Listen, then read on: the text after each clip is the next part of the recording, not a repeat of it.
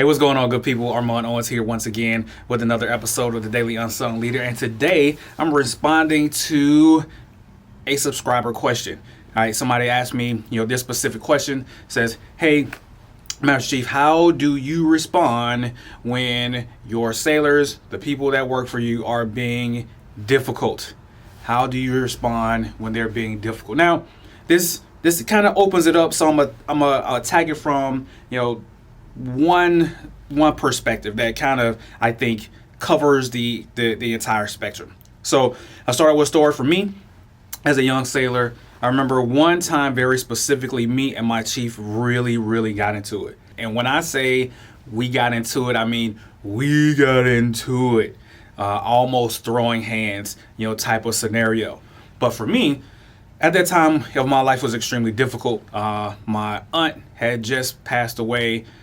Some things were not going right in, my finances, just struggling with just dealing with the ups and downs of life. And it was really starting to take a toll on me. And I brought, that emotional distress with me to work.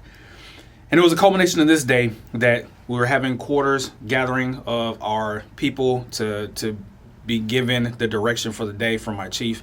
And I asked a simple question, hey, what watch am I going to be standing for the next underway? What am I going to be doing for the next underway? And he proceeded to tell me, you will do whatever I tell you to do. Don't worry about that. It is not your concern. So I subsequently took that input and decided to walk out of quarters, because I knew that if I answered that in the way that I was planning on answering it, it was not going to go well. So I took myself out of that scenario, and I went down to the smoke pit. I grabbed me a Black & Mild and lit it up and waited for him to come down, because I knew it was going to happen. I knew he was going to follow me down to the smoke pit. I knew, and I told one of my friends who was down there, I was like, hey, can you stand right here, because I know my chief is going to come down here. Not doing well right now, but he's going to come down with this BS, and it's not going to be good.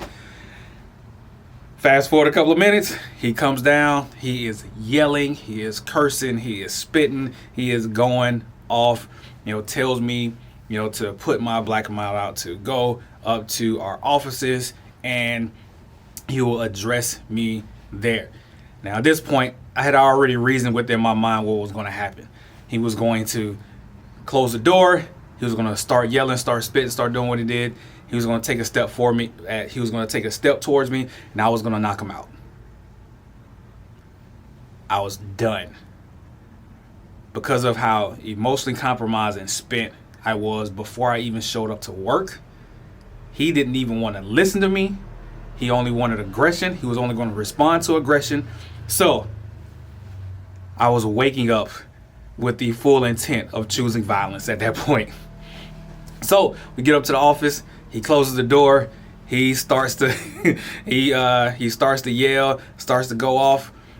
He takes a step towards me, and I rear back. But before I rear back, I just go off on. I just lay it all out. Talk about how he's never listened to me, never heard me. He's a racist. He's a piece of crap. I mean, I let everything out that I had, within, because there was a lot there. There was a lot of built up, tension that we had there. And luckily, where our officers were, there are people that could come up really quick. So as I started to go off and start to back him up, people came up, grabbed me, grabbed him, and diffused the situation. But I say all of that. I say that story to say this. It could have been a very, very simple answer to my question that would immediately diffuse that situation. Hey, you're going to be standing this watch. Oh, okay, roger that. That was it. But elevated that emotional tension by this response that was not warranted. So here's what I tell you. When you're dealing with a difficult sailor, you're dealing with a difficult person in general. First and foremost, please remember this. If you don't remember anything else from this video, please remember this. The person that you're dealing with is a person. They're a person. They're not a tool.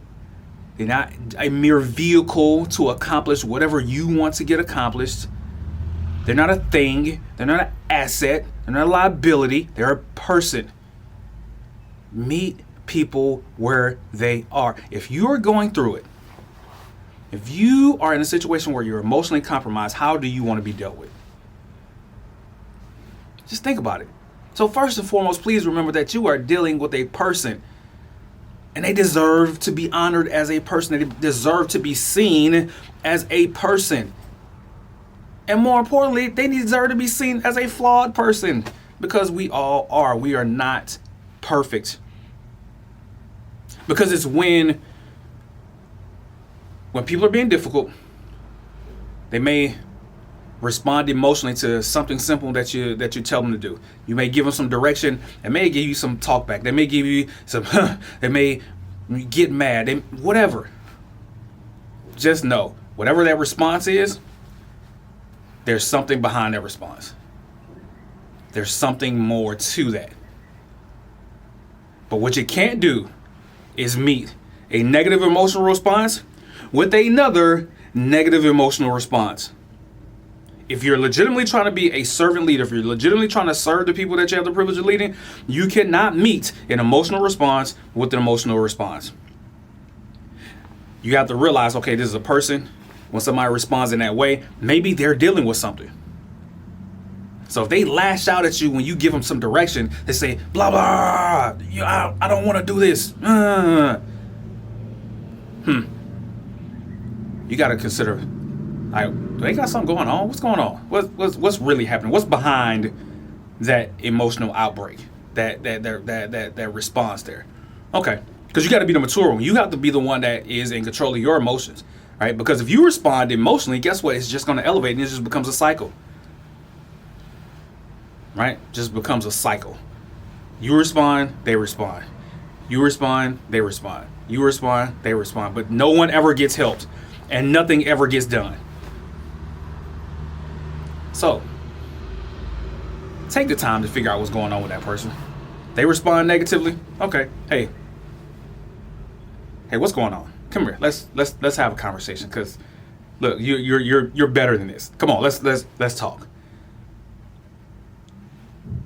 Give yourself a moment to hear the person out. Cause people, as humans, we have an innate need to be seen and to be heard. And a lot of times, people just want to be seen and heard. They want to be acknowledged. They want to be honored as a person. And if you give people the space to be seen and to be heard because you honor them as a person, hopefully that gives them the opening to let you know what's going on with them. Because remember, you're not fighting the person. You're not responding to the person. The emotions are what you are responding to. Right, they're bringing the emotional tension first before them. So when they respond negatively, you're not responding to that person. You're responding to those emotions. So you have to give them a moment to allow those emotions to diffuse, so that you can communicate with the person first. So responding in kind, if they yell at you, "Why are you always telling me to do this?" See what I'm saying? Like, meeting that same level, somebody has to be the person that diffuses that situation to get to the deeper story, because there's always a deeper story. Nobody just wakes up to suck at work. This is not how it happens. At least it's not what I typically believe, right? I have a mental model that people are not purposely being malicious. That people are not doing things solely to say, you know what, I'm about to screw over Chief over there. People aren't doing bad stuff solely because of that. There's always something else. There's always a deeper story, right? Leave yourself open. Make sure that you are in control of your emotions so that you don't respond emotionally. You don't absorb the emotional state of the person that you're dealing with. Because when you absorb the emotional state of the person that you're dealing with, now y'all just going back and forth. Nothing's getting produced. No one's getting helped. And it's just getting worse. Just an endless cycle endless cycle. And somebody has to step in. Somebody has to step in and stop that cycle. And as a leader, that responsibility falls upon you. It falls upon us. I'm not saying this works all the time, but for the most part, this is what the background of why people respond, why people are difficult. And the onus is on the leader to allow them to be heard, to allow them to be seen for who they are, because we honor them as people. So just take your time. Recognize that what you're dealing with is the emotional response. You're not dealing with the person. That anger is speaking for them. That indifference is speaking for them. That apathy is what's speaking for them. And you can't allow yourself as a leader to get mad, and now you are emotionally compromised as you're responding to somebody else's emotions. We have to have the insight, we have to have the maturity, and we have to have the patience to deal with those things. And if you don't, well, one of the methods I use in handling those things is going through scenarios, is imagining worst case scenarios in my head. When a sailor comes up to me and he says, hey, Master Chief, you got a second? I imagine that they're about to give me the worst news possible so that I can be inwardly ready for it, so that my face doesn't compromise my response by, or my words don't compromise our connection. So I'm ready to be empathetic for the need that they have when they approach. Because that's the key, is building that connection, that person-to-person connection. It's always about the people. Remember, it's leadership, people, outcomes. Our job is people. So if you want to deal with difficult people, first and foremost, you got to see them as people. Then second, not absorb the emotional state of the person that you're interacting with. Hear them, see them, acknowledge what they're feeling. And finally, put them in a situation where they can get help for what they're going through. And you may not be the person, you may not be the person that can provide that help, but it's your job to provide that help in a way of connecting the pieces for that person. They may need to go talk to a chaplain, may need to talk to another chief that they respond better to. And you can't allow that ego to tell you that you're less than. No, somebody may communicate on the same wavelength as them, and they respond to them a little bit better. The goal is to serve. Doesn't matter who gets the credit. It's about helping, right? And getting that person, what they need. So I hope this helps. As always, it's been real. I appreciate the questions. And this lovely cup. Oh yeah, this is developed and made by the great team at Patriot Design Solutions. I'm gonna put the link, in the comments over there.